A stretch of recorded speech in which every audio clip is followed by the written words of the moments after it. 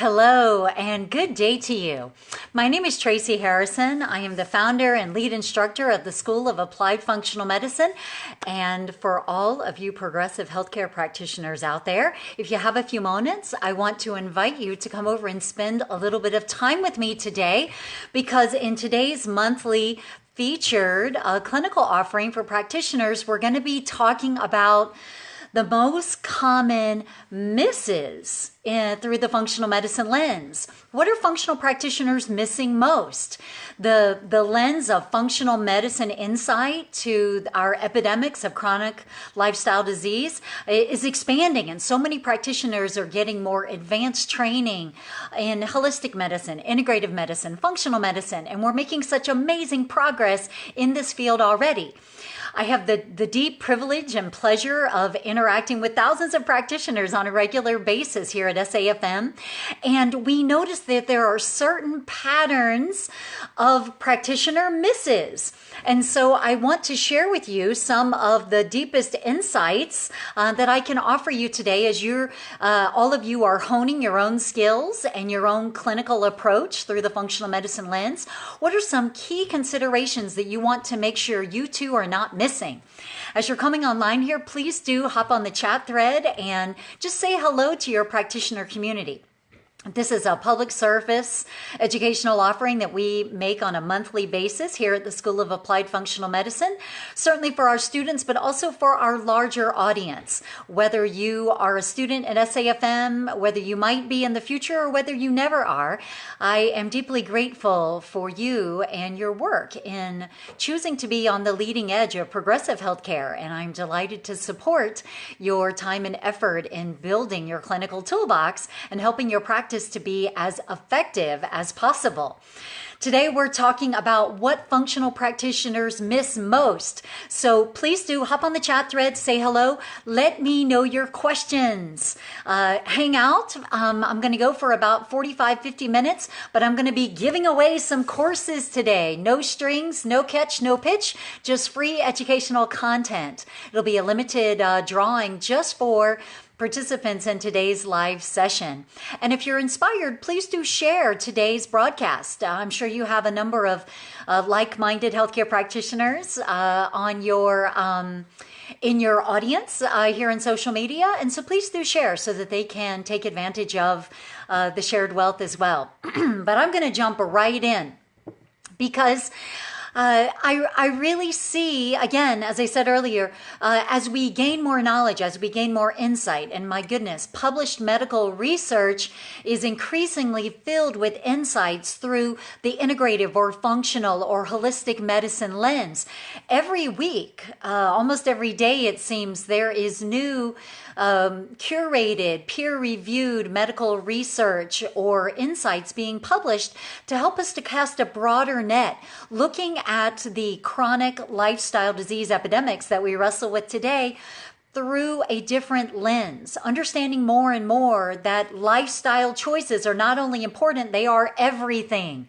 Understanding more and more that the body is not a fragile, vulnerable organism, but a resilient, adaptive organism. And so often, what individuals in our practice are wrestling with is not the body being broken, not the body being dysfunctional, but actually the body working exactly as it is designed, but simply running into an evolutionary mismatch between the choices that our patients and clients make on a day-over-day basis in the name of modern Western life, right? They're making choices that unknowingly, or maybe knowingly, are triggering their body to respond in ways, naturally, with strength, that unfortunately do not create the life experience that they want to have. And it is up to us out here on the leading edge of healthcare in order to educate, inspire, and empower individuals in our practice to know that they can make different choices. So I actually want to start with the 3 top reasons that I find individuals you support in your practice continue to struggle. At SAFM, we call this the revolving door of disease, where you may support someone to identify what is at play for them. They get some relief, some resolution, but they only stay well for 2 months, 3 months, maybe 6 months. And then they're back to you with a flare, a disease exacerbation, maybe a secondary disease dynamic. And it seems as though they never actually refined resilient health again. They don't have a truly stable new vitality that makes them more resilient in the face of challenges and disease etiology. And so I want to talk to you about 3 particularly common patterns I want you to become savvy about looking at in your practice. We joke at SAFM all the time about the revolving door of stool test, which is one of the favored tools of functional practitioners, right? A comprehensive stool test, certainly an excellent diagnostic and investigative utility that we enjoy availability of today. But you can run a comprehensive stool test and see certain imbalances, maybe a dysbiosis, a pathogenic bacteria, a fungal issue, a parasitic issue, an inflammatory issue, a maldigestive issue. You treat it, you support it. They feel better. They get some relief, right? And they find short-term stability. 3 or 4 months later, you run another stool test. They've got a completely different set of imbalances. Last time it was SIBO. Now it's a parasite. Last time it was maybe steatorrhea, right? Excessive fat in the stool. Now there seems to be sufficient fat digestion, but maybe there's insufficient stomach acid. Or last time there was a fungal issue. Now there appears to be an opportunistic, potentially pathogenic bacterial issue. It's the revolving door of gut imbalances. We need to take a step further in being more comprehensive, more thorough with our support for these individuals.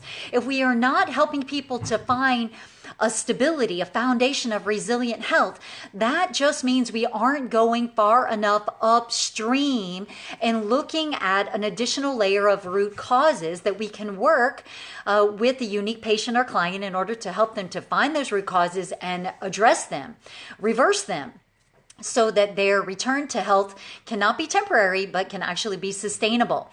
And so the 3 patterns that we most often see, the first one is stress-mediated disease. I really believe that we unfortunately still have a long way to go in educating practitioner communities about the pervasive, devastating disease precipitation coming from stress. We need to remember that the human body is designed to thrive, to survive, to make it through periods of acute stress. We have a sympathetic and a parasympathetic nervous system mode, and we are designed by and large to live in a parasympathetic state. Parasympathetic nervous system emphasizes such functions as rest, digest, heal, have sex, make babies, thrive, right? Thrive in life. That is intended to be our dominant state. However, we also have the ability to go into a sympathetic dominant nervous system mode. Fight, flight, and hide. This is not about thriving at all. It's about survival. And the human physiology is really designed for these periods of acute stress to be episodic, meaning they have an end, meaning there would be a time when, whether it be for physical or physiological or biochemical or communal, behavioral reasons, we are threatened. Right? And in this modern day and age, that can be simple everyday things that unfortunately can become chronic. But from an evolutionary viewpoint, this aggressive, incisive, sympathetic nervous system mode is part of why we're still here having this conversation. We have survived. We have had resiliency in the face of acute threat. Fight, flight, hide from invaders, from potential death, from damage, from acute injury. The challenge is that the body is made to go into a full force sympathetic nervous system mode that has an end, where we then would retreat to a parasympathetic nervous system mode and allow the body to heal, to rest, to get rejuvenated, to fill our reservoir again, to gain back our vitality.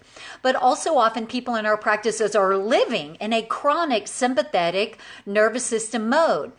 And we need to remember, we've got to educate the people in our practices that when you're living in a state of fight, flight, or hiding, You don't have IBS because something is broken. You have IBS because that's the natural response of the human body. Digestion is naturally impaired in a sympathetic nervous system mode. Motility is naturally impaired. Detoxification is naturally impaired. The immune system, especially in regard to countering true infectious threats, is naturally impaired. People don't struggle from chronic viral load or insomnia or maldigestion or any of these types of things when they're in a chronic stress state because the body is broken or needs a pill or needs surgery. We have these symptoms because it's the normal, natural functioning of the body when it is in a fight, flight, or hide state.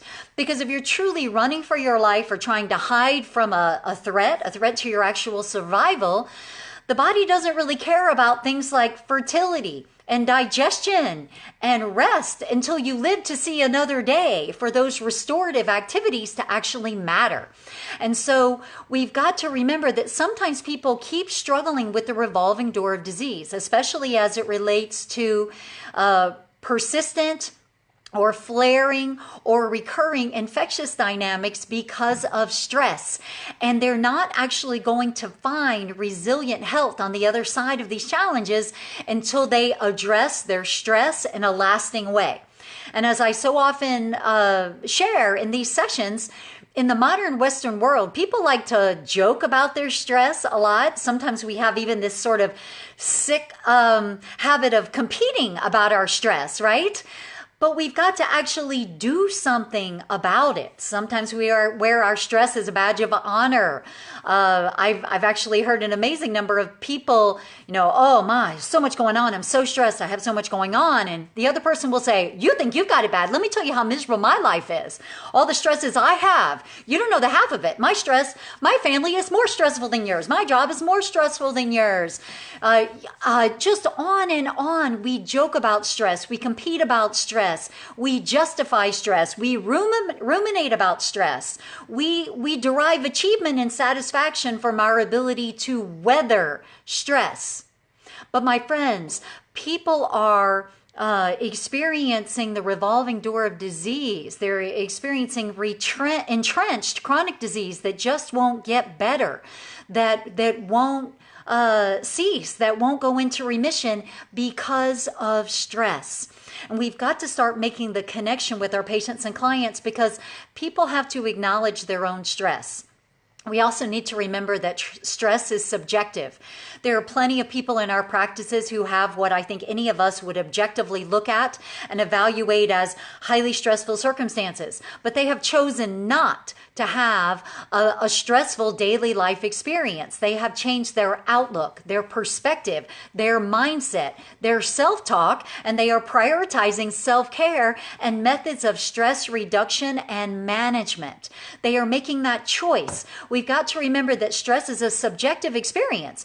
There are also plenty of people in our practices who seem to have fairy tale lives. They just have no financial woes. They seem to have the perfect family, the perfect job, the perfect marriage, the perfect home, the perfect living environment, flexibility, all this satisfaction. Yet amazingly enough, they still find things to be stressed out about all the time. And this, the body does not judge whether your stress is appropriate, right? The body doesn't judge that. The body in its evolutionary wisdom takes us at our word.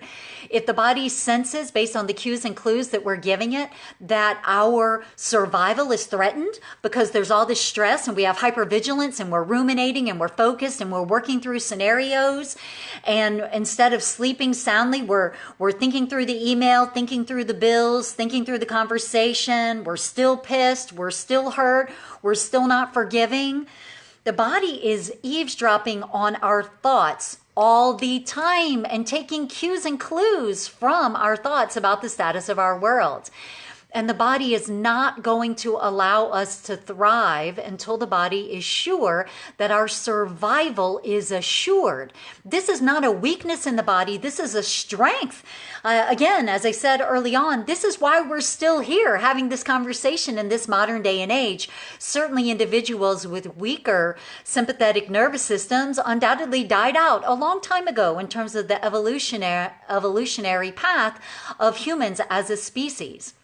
And so we must begin to give our patients and clients a mirror to reflect on their stresses, to take their stress as serious lifestyle, disease promoting or health promoting habits, that it's a subjective choice.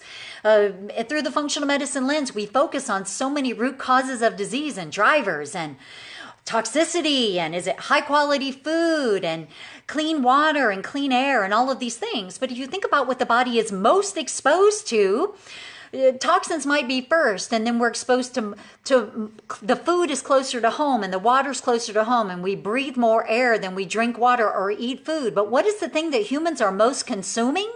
It's our thoughts.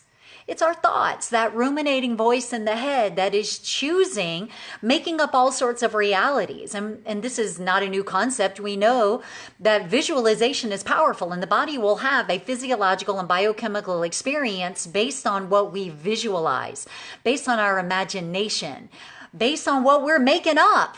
Right? Again, the body is not going to judge whether or not our stress is appropriate. You know, is it realistic? Is it appropriate? Is it old news? Is it just something in our heads? The body doesn't judge that. The body is going to respond. So we've got to start thinking, we've got to ask our patients and clients about their stress. We need to probe and ask questions. We need to understand, if I was inside your mind, give me a snapshot of the typical types of things that pass through your mind on a regular basis. If they don't know, ask them to start to journal. When you're conscious of your thoughts, write down what you're saying. What's going on in your head? What are you feeding your physiology? So we need to think about stress in terms of promoting more of a chronic sympathetic dominant nervous system mode that is naturally going to deprioritize so much of what our patients and clients want to have. People are coming to us. They want to have a baby. They want to be fertile. They want to have good libido and orgasms and good sex drive. They want to have low body fat and high muscle mass and be at a healthy weight. They want to have beautiful skin and easy digestion and perfect bowel movements. They want to fall asleep as soon as their head hits the pillow, and they want to sleep deeply and richly for 8.2 hours and then awaken resilient and refreshed and ready for the day to begin. All of these things are really wonderful desires, but we've got to start educating people that you cannot make sympathetic dominant nervous system provoking choices and expect to have a parasympathetic life experience. It's not natural, friends. The biology, the ecology of humanity, of nature would never allow that to happen. Because if your thoughts were constantly telling your body, I might die, this is threatening, I don't feel safe, I don't feel secure, I'm ruminating about this all the time, and the body decided to ignore you and defocus, fighting and flighting and hiding, right? No, don't worry about that, right? And instead to give you this restful, restorative, parasympathetic experience, the reality is we would have died out a long time ago. This is a scientific truth that we as practitioners must understand, which means lifestyle must be a part of comprehensive healthcare. Right? Not even a peripheral thing. It must be in the center of helping people to get well and stay well. Because they're not going to fully get well, and they're certainly not going to stay well if we're not addressing these lifestyle pieces. And in my educational and clinical experience, stress is the number one thing, because it's the one factor that we as practitioners are most likely to overlook or not investigate or even participate in. Oh my gosh, there's nothing you can do about it. Modern life is just stressful, right? This goes back to our responsibility as practitioners to help patients understand that in a fundamentally sick society on average, they must be willing to make abnormal choices to get abnormally awesome health results if they want to not have the average health experience, which means they've got to be willing to be different. They've got to be willing to not be normal, not be average, not do what everyone else is doing, not jump on the bandwagon and follow the oh so common choices. Pilar Gerasimo calls this being a healthy deviant. People fundamentally, if we don't shine a bright light on this, subconsciously we choose to follow the pack.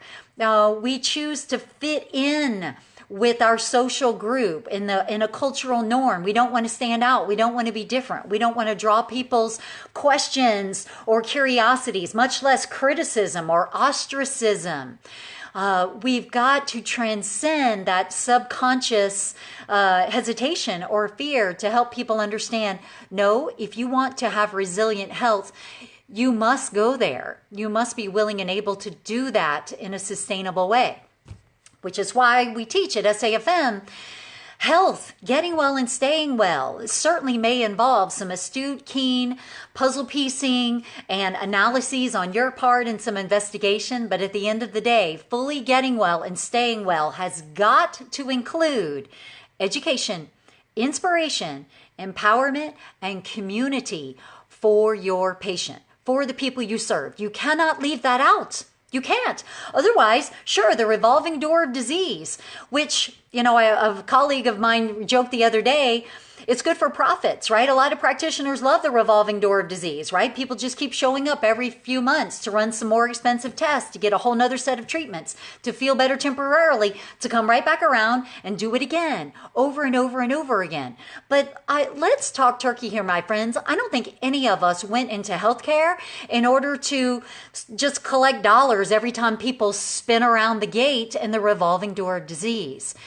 If I know anything about you, I know that you have a calling, and that's not good enough. That's part of why you're here. That's part of why you're trying to expand your skills, why you want to practice in a different way. A calling to help people to actually find wellness and grab a hold of it and not let go, to take back your health, to take back ownership of your health, and not to be dependent for your rest of your life of an opinion rendered by a third party every 3 to 6 months to fix you. What type of resiliency, what type of autonomy and true freedom does that give anyone? I think very little. I think all of us have a calling to be more effective.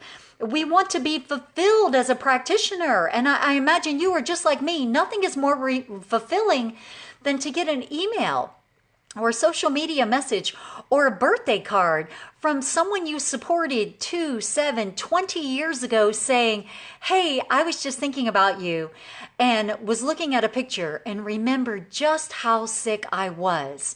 And I continue to feel fantastic. I continue to be so grateful for what you helped me to understand.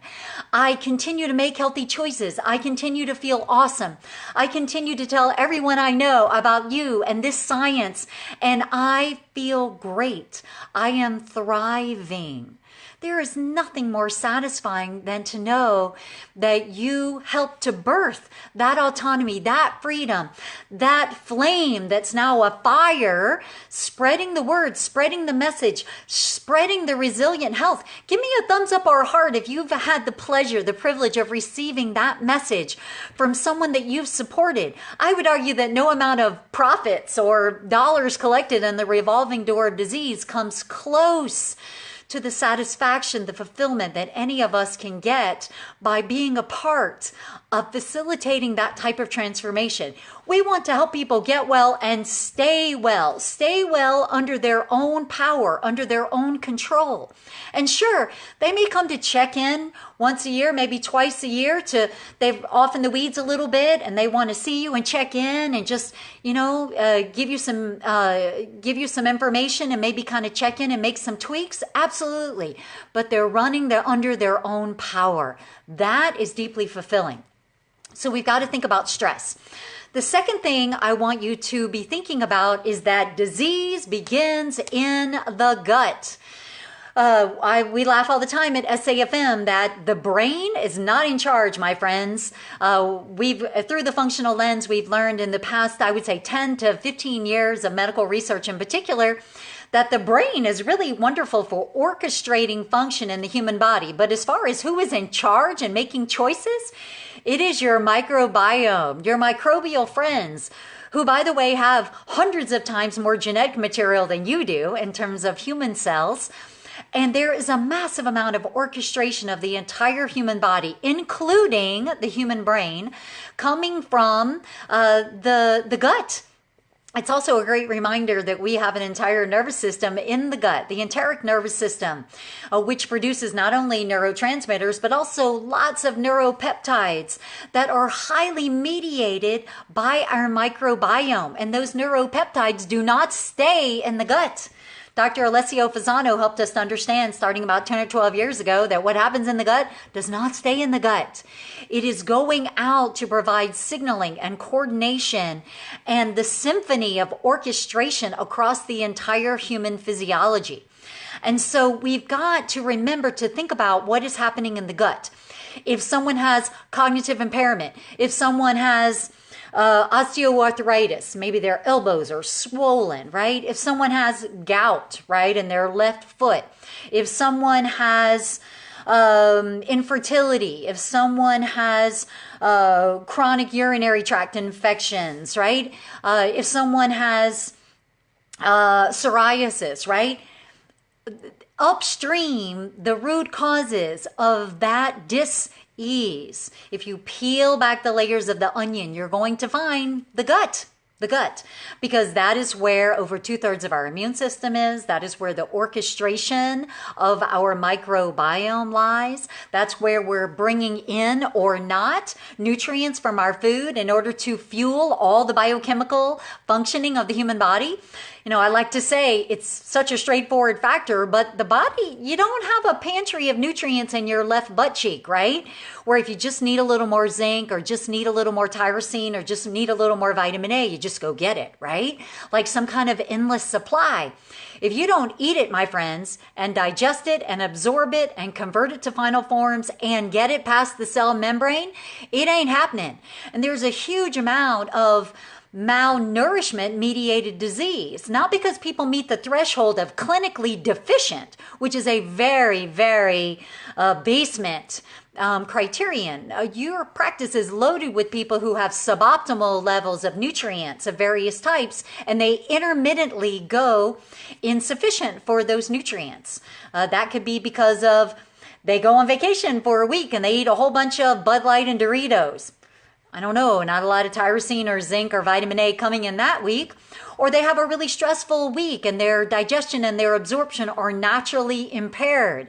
Or they hurt themselves. Maybe they pull a muscle playing tennis or going for a run or wrestling with their dog. And so they're taking ibuprofen once or twice a day for a couple of weeks just because of that pain. And they're overtly damaging their gut lining. And so, yes, their nutrient absorption is directly affected. It's basic logic, my friends.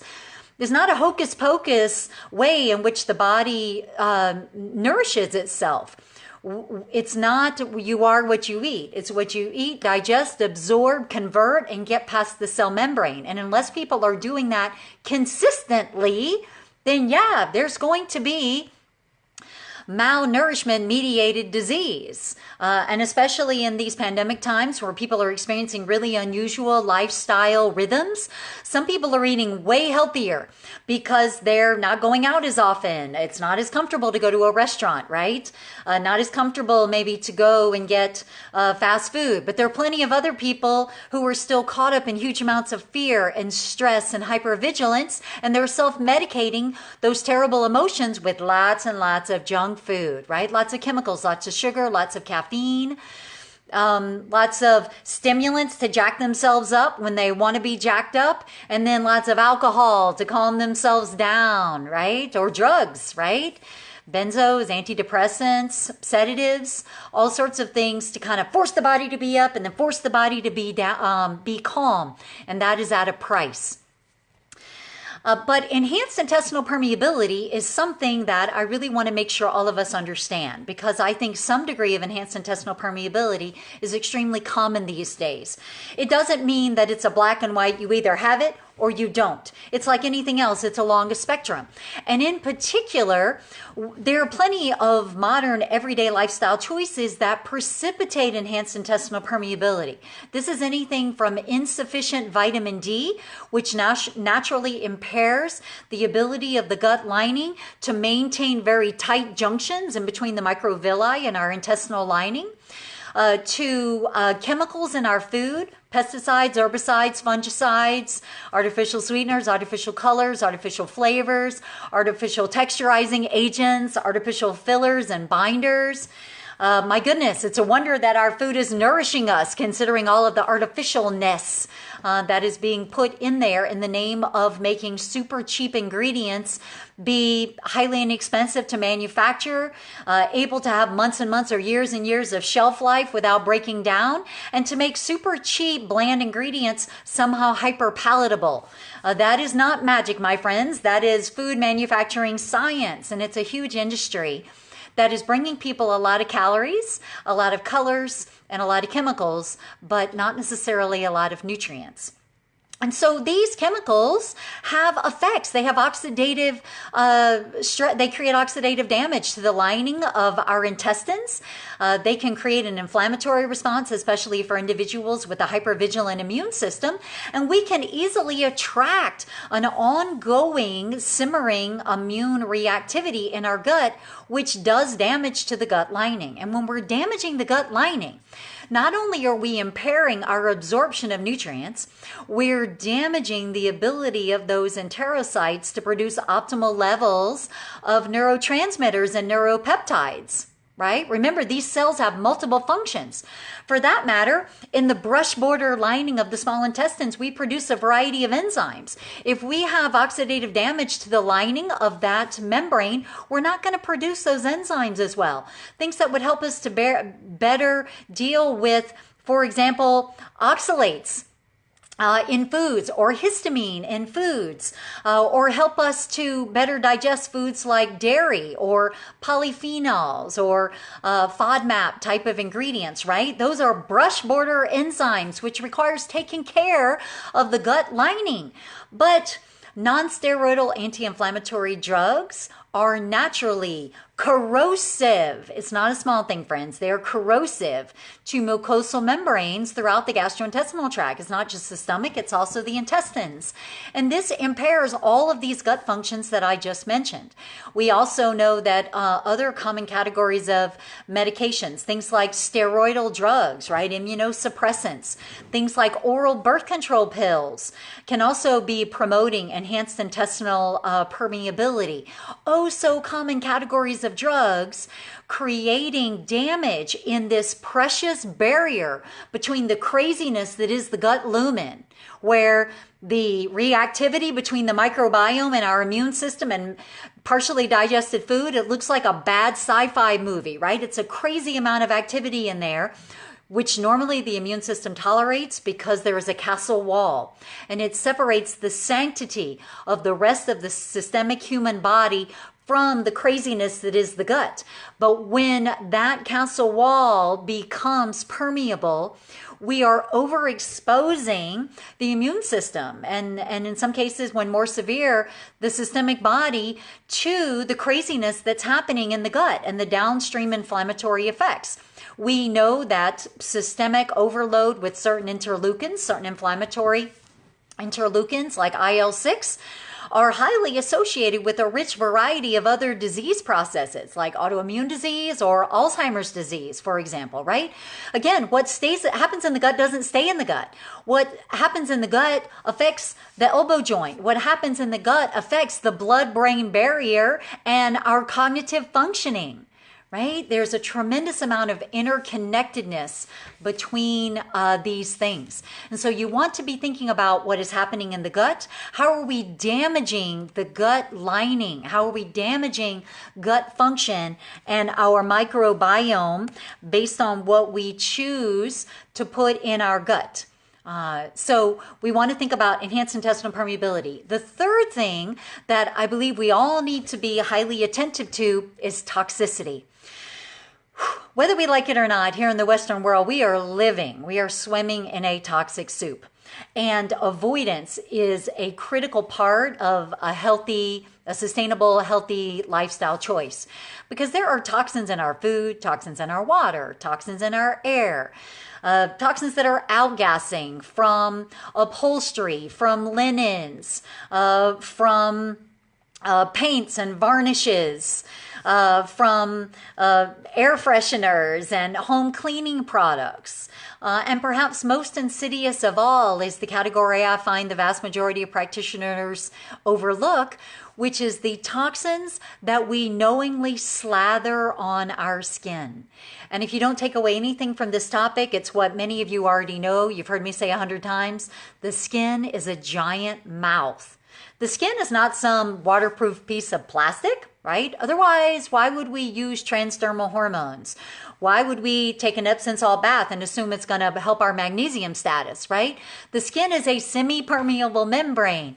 And people slather personal hygiene and beauty products all over their skin, especially on the oh-so-sensitive scalp of the head or the face, right? Lotions, moisturizers, makeup, shampoo, conditioner, anti-dandruff, gel, hairspray, lipstick, blush, anti-acne things, skin firming things, odor eliminating things, antibacterial things. Well, here's the scoop. At least here in the US, the same, not even close to the same level of scrutiny and restriction goes into the ingredients on those products. However, the scientists in me can make a pretty good argument that the body is more vulnerable to what you slather on your skin than it is to what you eat. Because at least what you eat goes through first pass hepatic clearance. The body naturally knows that the microbiome, the immune system, the gut lining, the passage through the liver, we need to process and sort and treat carefully the things that we would bring into the sanctity of the human body. But what you slather on your skin goes right into systemic circulation and can potentially wreak some serious havoc before our body's detoxification function has a chance to process it and respond to it. And so the amount of cancer-causing ingredients, the amount of endocrine-disrupting chemicals, the amount of neurotoxic ingredients, the amount of metabolizing, damaging chemicals that people are slathering on their skin. Yes, Helen, these are facts. We've got to glom onto this. In fact, just last month, I completely revised our toxicity and detoxification clinical courses here at SAFM. And it was hard for me to choose published research, even from just the past 5 years, and a massive amount published in the last 14 months, as we start to understand the incredibly potent disease-promoting aspect of these substances. It makes no sense whatsoever for people to choose a whole food, low glycemic, natural diet, mostly organic, and then slather shit all over their skin. That is a highly imbalanced approach. We've got to teach people the truth about what is in personal hygiene and beauty products and home cleaning products. The things that we try to do in order to artificially modulate our experience. We've got to get more and more engaged back into our natural reality as an animal, as a symbiotic member of nature, not as somehow this human separate organism where nature's out there, out the window, something you commune with occasionally when you have nothing better to do, right? Or every Sunday afternoon, right? Whether we like it or not, we are part of nature and we thrive best by interacting with it and in it.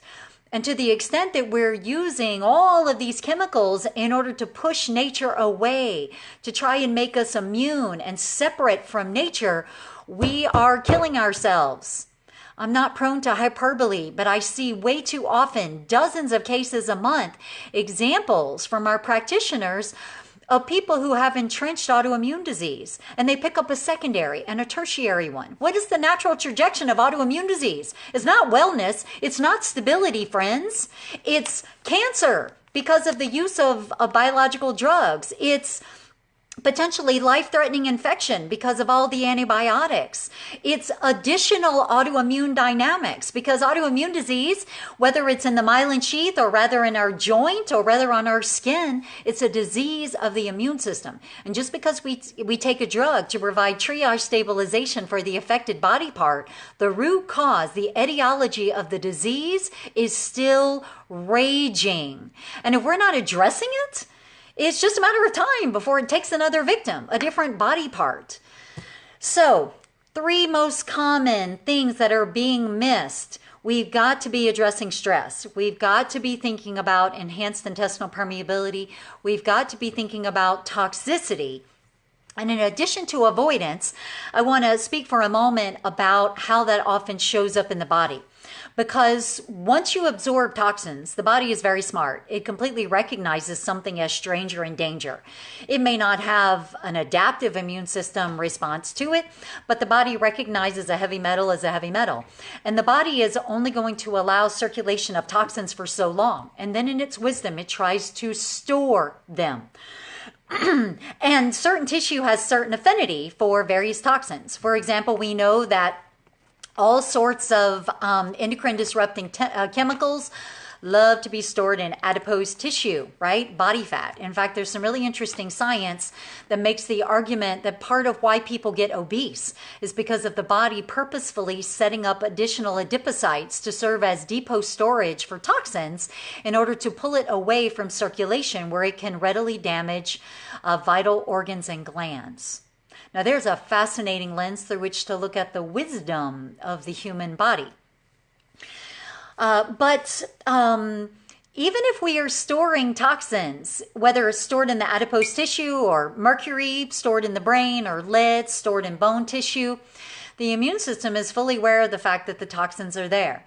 And chronic simmering toxicity is very likely to promote immune hypervigilance through dysregulation by a chronic low-grade simmering inflammatory dynamic, which again is not something the body is designed to have because the body wants to return to a parasympathetic nervous system mode that actually allows resilient healing.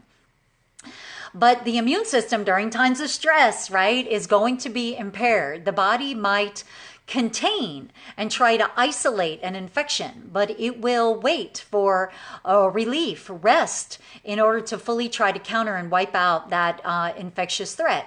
It's one of the primary reasons why workaholics don't ever get sick except for when they go on vacation, because it's the time where the immune system finally felt like the war was over and it was actually allowed to fully counter the infectious dynamic with the full force of its defenses.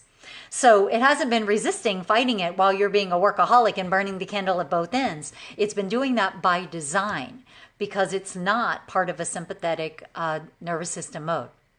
So asthma, allergy, all sorts of atopy, dermatitis, these types of things, chronic nasal respiratory congestion, autoimmune disease, right? These all have immune dysregulation and hypervigilance at its root. And there may be multiple dynamics involved, including hypothyroid, which I'm going to talk about in just a second, because that is something I really want all of you to be astute about.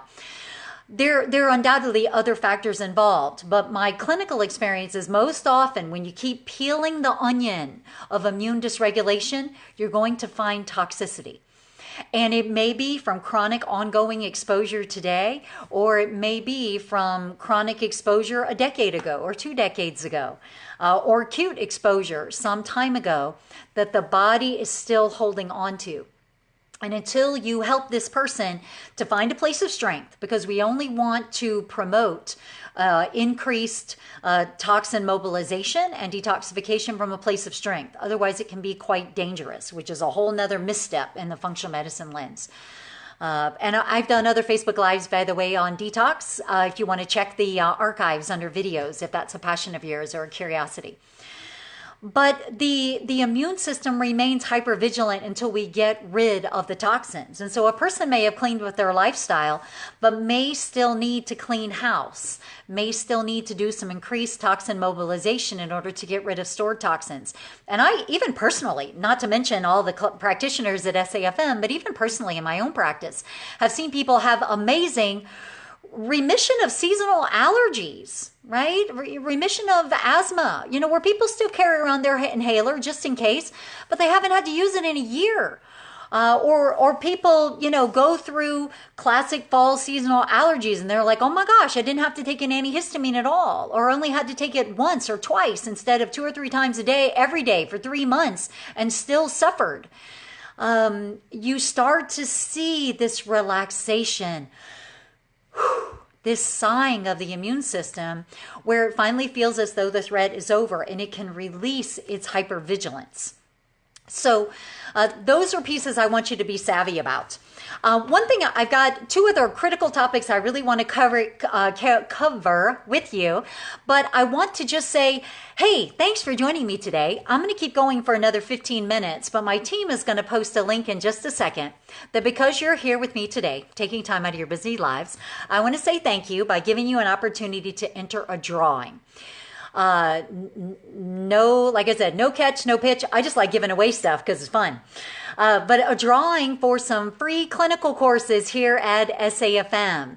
My team's going to post a link. All you need to do is go to that link by midnight Eastern time tonight. Please do not go now because I'm not done and I want to give you some more pearls. And our friends on the other side of the world are sleeping right now, and we want to give them a chance to enter this drawing too.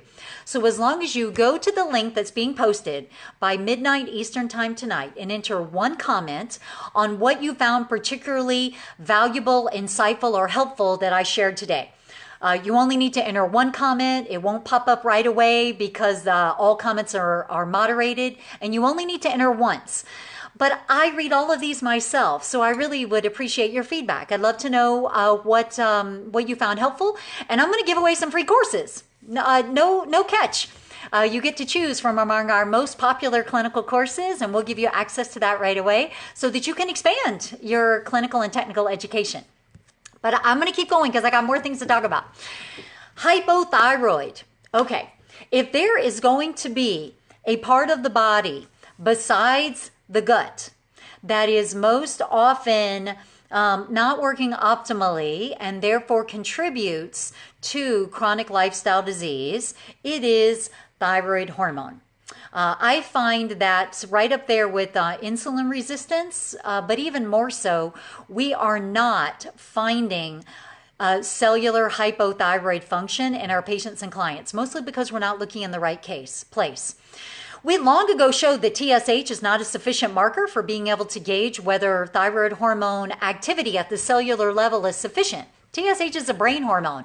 And I personally have seen, literally, not exaggerating, hundreds of sets of lab work where TSH is not only normal, it's perfect. But if you actually look at people's T4 or T3 thyroid hormone, they're clinically low or in the bottom 10% of the normal range and clearly insufficient. We've got to start running full thyroid panels.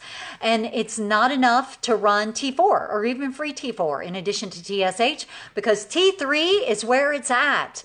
It is by the intracellular activity of T3 that we get gas in the car to go for any cell in the body. So sluggish thyroid, sluggish anything, maybe sluggish everything, right? Sluggish brain, sluggish immune system, sluggish liver, sluggish kidney, sluggish left knee muscle, sluggish anything, maybe sluggish everything. So we need to think about checking when we observe an overall sluggishness, right? Hypothyroid is not just about constipation and dysmotility or trouble losing weight. Sometimes those are not the primary symptoms at all. It's sluggishness in other prime human physiology. We got to run a full thyroid panel because there are 3 kinds of hypothyroid function that I find people are not looking for. Increasingly, functional practitioners are running thyroid autoimmune antibodies, which is great. And you need to run both thyroid peroxidase antibody and thyroglobulin antibody, because sometimes one is elevated and sometimes it's the other. It is seldom both. And in my experience, TPO is more common, but about a good third of the time, TG antibodies will be elevated. So you got to check both. But even if there's not an autoimmune hypothyroid dynamic, you may be dealing with a nutrient-mediated hypothyroid. Again, no iodine, no thyroid hormone, right? No zinc, no selenium, no conversion of T4 to T3 thyroid hormone, right? The enzymes that do that are made of nutrients, right? And so we've got to support these biochemical processes with nutrients. And if people have a crap diet or maldigestion or malabsorption, they're going to have trouble supporting this. And here's, unfortunately, the catch-22. Sluggish thyroid, sluggish digestion. Sluggish thyroid, sluggish nutrient absorption. And so hypothyroid can impair a person's ability to bring on board the nutrients they need to get rid of the hypothyroid. So this is where engaging to support the root cause is really important. You can also have stress-mediated hypothyroid, where the body, in its wisdom, will convert a lot of T4 into reverse T3, which is metabolically inactive. This is part of how the body conserves your metabolism so that when you need to fight, flight, or hide, you can. The body is so not interested metabolically in a stressed out person losing weight. Not because the body's broken, but because that would fly in the face of survival. And so it is critically important to be thinking about and looking at reverse T3, right? Is it really elevated? Is it in the way of having sufficient T3 to drive cellular thyroid function? You got to check it. The other thing you want to be looking for is poor conversion of T4 to T3 overall, because this is peripheral conversion. It does not happen in the thyroid. 1 to 2% of T3 comes from the thyroid. The rest of it comes from peripheral tissue. And the lion's share of it is coming from the intestinal lining, the liver, and the kidneys. Well, let's think about this huge component of our population who have clinically diagnosable hyperinsulinemia or subclinical, right? Some degree of insulin resistance. What are tissues that are bothered by that? Let me think. Oh, the liver, right. Oh, and the kidneys, right? Because of oxidative damage due to elevated blood sugar. And insulin functioning is triggered primarily in the gut, right? By the actions of incretins and intestinal hormones, right? That are triggering and mediating insulin release from the pancreas. And so if a person has damage to the gut lining, if a person has fatty liver, if a person has a nephropathy secondary to elevated blood sugar, they're not going to be optimal converters of T4 to T3 thyroid hormone. It's just not going to happen. But we can't find it if we don't look for it. So much else I want to cover. I want to talk for a moment about lab markers. So I'm very passionate here at SAFM about teaching looking beyond reference ranges, because reference ranges are not healthy ranges. They're certainly, and they're definitely not optimal ranges, right? We call them reference ranges because it is reference to the statistical norm. And norm or normal does not mean healthy. It does not mean okay. It does not mean acceptable. There is a ton of diagnosable disease, even internal to reference ranges. That just means statistically what 95% of the population has. And when you have epidemics of lifestyle disease, it's pretty logical that there's a whole ton of disease inside of reference ranges. We want to be looking for optimal lab values. And if a person's lab value is suboptimal, we don't want to ignore it and say, you look great, see you next year. We want to help them to see where a marker is suboptimal, especially where it may have been trending to become increasingly suboptimal over a year or two. We've got to stop waiting for imbalance and impairment to become bad enough to finally be diagnosable, to give people a heads up that something's wrong. That is doing harm, my friends. Well, I can't tell you the number of lab sets that we look at and we evaluate in our case review calls at SAFM, where there is a ton of information in the everyday annual physical labs. And it says right there, it all looks great. See you next year. Love Dr. Bob, love Dr. Sue, right? We've got to start looking for suboptimal values so that we can engage people with awareness, with education, with inspiration, with empowerment to know that they can take action now. They don't have to wait for things to become bad enough, for enough suffering to happen, for it to deserve a label so that they have a heads up that something's wrong. That is not good service. It is doing harm. And so we've got to start acting more proactively. I think fasting insulin should become a part of everyday annual physical lab work. I think hemoglobin A1C should become a part of everyday annual physical lab work so that we can catch when people's blood sugar is perfect, but their fasting insulin has begun to trend upward subclinically as evidence of the glucose load of the lifestyle. We've got to start thinking more critically about lab markers that seem optimal, but yet the result doesn't make sense in light of the lifestyle choices that they are making. Because things like using birth control pills every day impair the body's ability to make liver enzymes. So if the body doesn't have enough raw material to make the level of enzymes it wants to turn over tissue to refresh itself, to give you a heads up that there's something wrong, you're not going to see that lab value as a red flag. So you need to be thinking about seemingly optimal liver enzymes in someone who has really high blood sugar, but they're using birth control pills. They may be depleting their vitamin B6, which naturally impairs liver enzymes. And so the liver is suffering more than the lab value would belie because the liver can't make the enzymes to refresh itself, right? We've got to stop looking at LDL and thinking that elevated LDL is always a blood sugar issue, always an inflammatory issue. I got to tell you, in women, it's almost always hypothyroid. So we've got to start looking upstream. When sluggish thyroid, sluggish anything, including sluggish ability to bring cholesterol out of the blood into the liver to make use of it in bile and to reincorporate into VLDL. So we end up with more cholesterol in the blood. If you address the hypothyroid state, women's LDL comes down into the optimal state. They don't need a statin. They need you to look at a full thyroid panel so that we can actually find the root cause of what is at play. So look for thyroid function. I've focused on that in particular because I find it is the area of physiology that is most often either under-assessed or not assessed at all. I'm going to end by talking a little bit about drugs. So many of you know I'm a chemist by background. I'm a scientist. I deeply, deeply love chemistry. And so, of course, I believe wholeheartedly in better living through chemistry, and we're very blessed to live in a time where we have a lot of discoveries that save lives, that provide disease stabilization and save body parts and bring people tremendous relief who are suffering. I'm not against drugs or medication at all. We need to be very careful, by the way, in the integrative healthcare world. We got to stop throwing our colleagues under the bus. And honor that there is a place for all healthcare modalities, for all types of medicine, in terms of serving the highly diverse needs of our patient populations around the world.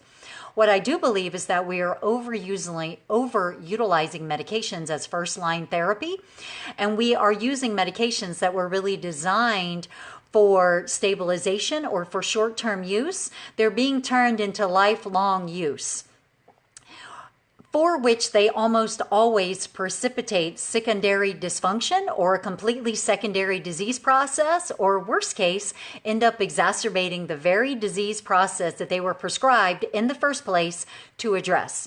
And this is one of my favorite things to teach about because I want prescribing practitioners to be confident using drugs appropriately in their practice, but to see them as one tool in the toolbox, not the tool.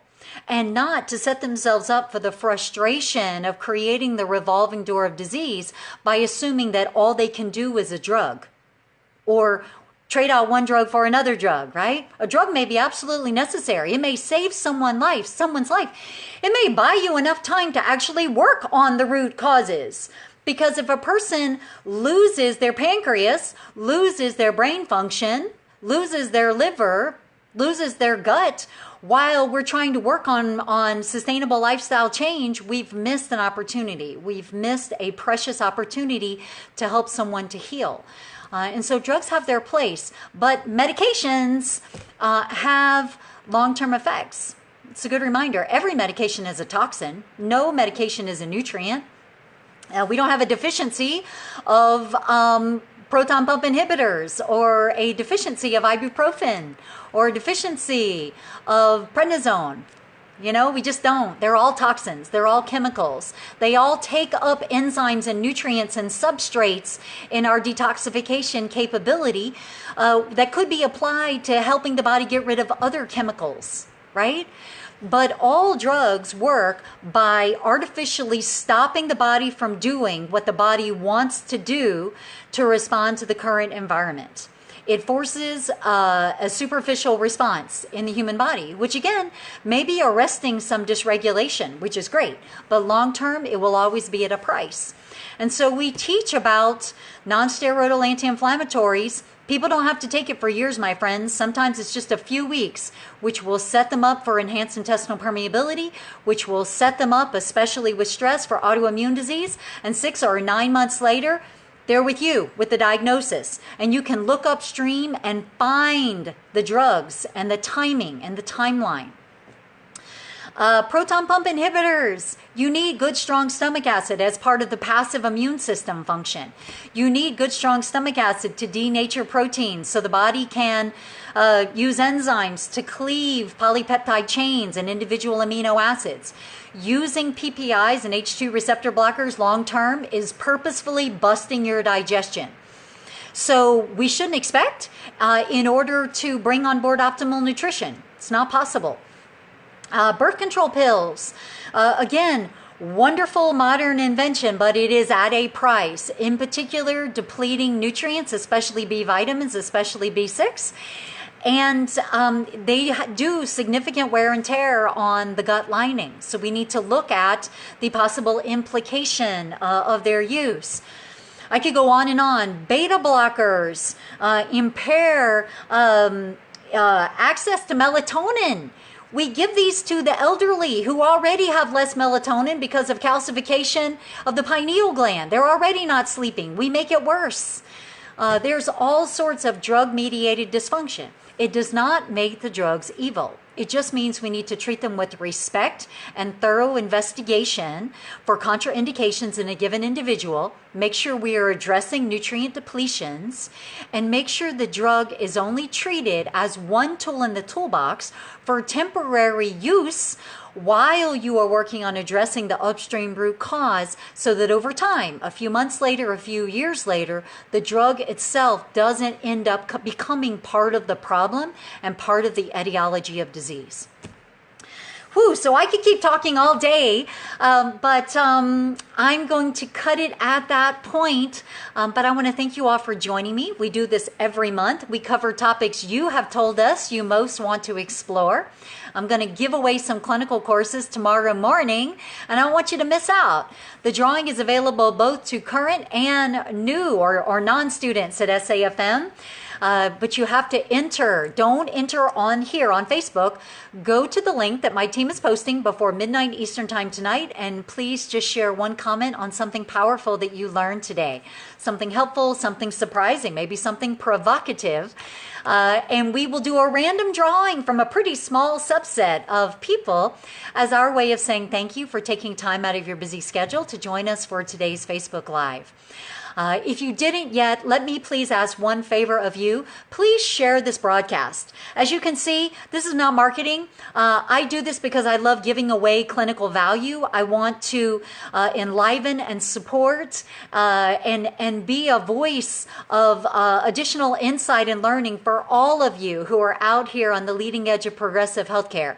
Whether you ever become an SAFM student or not, I want to help lift you up in doing this work. And so we give you these rich hour-long Facebook Lives every single month, and you're more than welcome to join us. But please help me to spread this knowledge. Share this broadcast with your social media colleagues so that the practitioners among them can also pick up the clinical and technical pearls that can help to support their practice. Thank you so much for joining me. Have a great day.